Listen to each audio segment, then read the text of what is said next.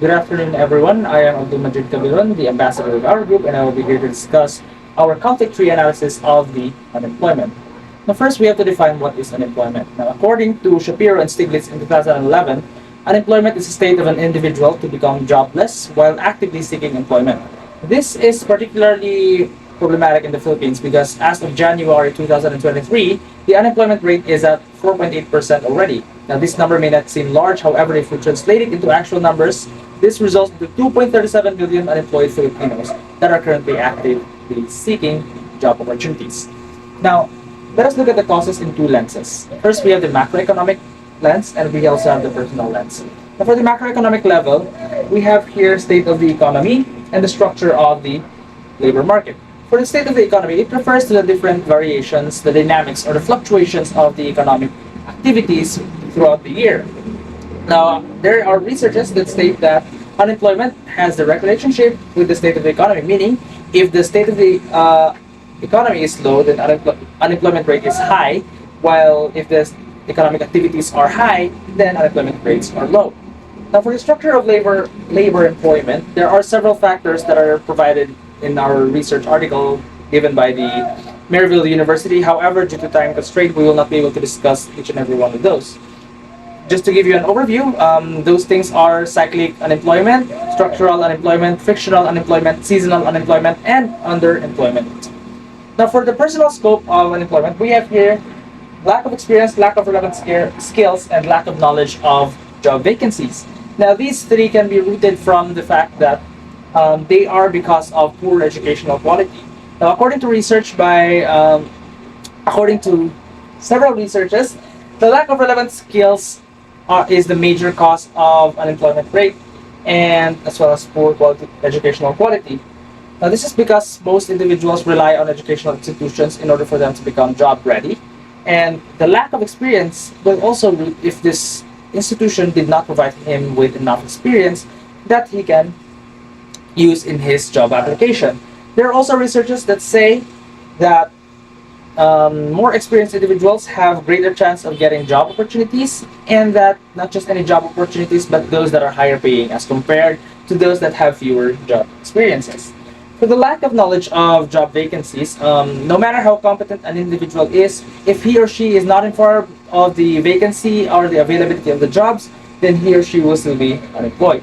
For the constrained opportunities, this is due to two major factors: the health status and the location of the individual. For the health status, according to the United Nations, 80 to 90% of the PWDs in the United States alone are unemployed, whereas in Asian countries, this number reaches 80 to 100%.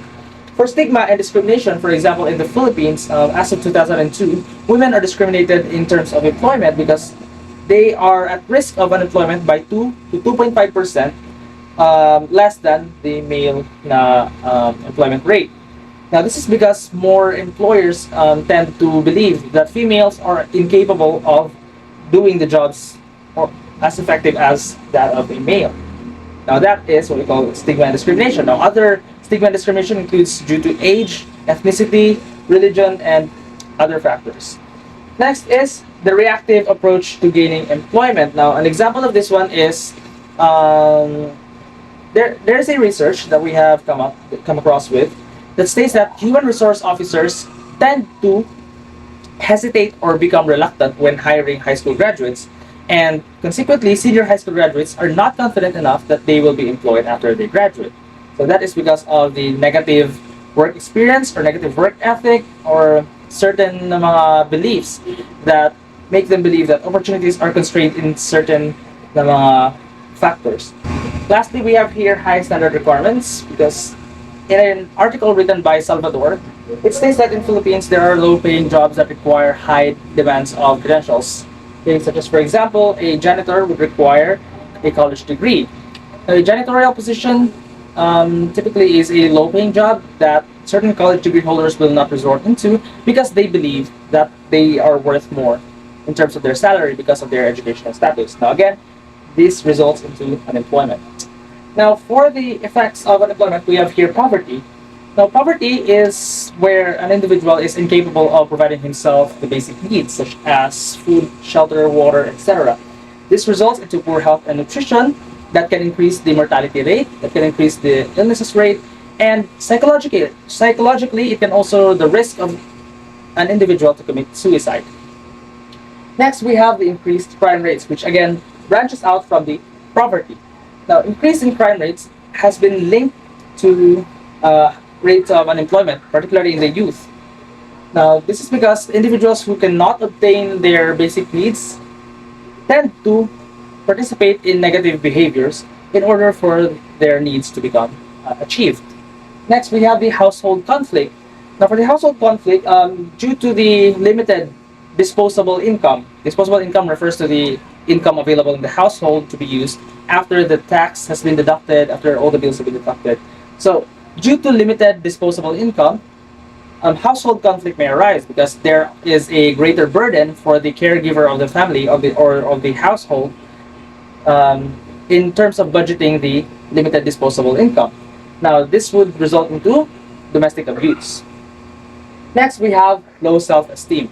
For the low self-esteem, there is certain alienation or isolation of an unemployed individual because he believes that he is not part of the community because he did not participate in the labor force. Next, we have employment discrimination. Now, employers are actually capable of looking through your records. Now, if they are able to see that you have been unemployed for too long, then there are certain employers that do not hire these certain individuals. Okay. Next, we have emergence of support groups and loss of investments in education and training. Now, these might seem good things because emergence of support groups can be a solution for the unemployment. However, if we take into consideration the fact that portions of the taxpayers' money will go into these particular support groups to help the unemployed population, then that is the part where it becomes problematic because that taxpayers' money can be used in other forms instead that may be helpful for the greater good of the society. However, due to the needs of the support groups, then the money goes in this category.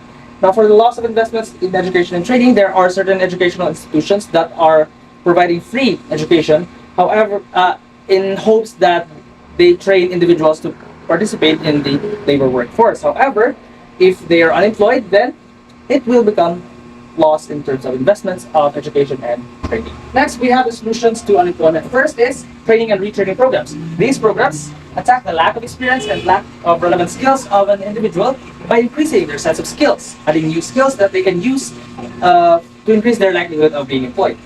Next, employment subsidies and fostering entrepreneurships. Now, we all are familiar with the statement, give a man a fish and you will feed him for a day, and teach a man a fish and you will feed him for a lifetime. Now, it's similar to this case wherein the government can provide subsidies or a certain amount of money for an unemployed individual to get back on his feet and start his own business. And that way, he can no longer be considered as unemployed. Next is to build general skills. Now, these skills should be able to help you get new jobs or be employed that should be at least relevant to current generations, such as technological skills, basic encoding skills, computational skills, etc. Next is to take internship opportunities. As we discussed earlier, experiences can increase the likelihood of an individual to be hired and can open new opportunities that are higher paying as compared to those with fewer experiences. Now, taking internship opportunities can increase your experience and therefore will increase your likelihood to become employed. Next is to sustain economic growth. Now, this is the more difficult one in terms of solutions because in this case, we have to improve the economic health of our country. Now, when the economy is healthier, of course, the job opportunities will become more. Then we have public employment services such as job fairs. Now, in job fairs, it is where employers look for laborers and where laborers look for potential employment. Then lastly, we have the psychological solutions, protean and boundaryless career attitude. Protean attitude, career attitude, refers to being flexible, meaning we have to be flexible with the demands of the society. So for example, since we are at a digital age or technological age, we have to equip ourselves with the technological skills in order for us to become more relevant to the society nowadays. Whereas boundaryless career attitude refers to not being bounded to a certain organization, meaning you are open for collaboration or cooperation in order for you to become more effective in your workplace. That is all. Thank you.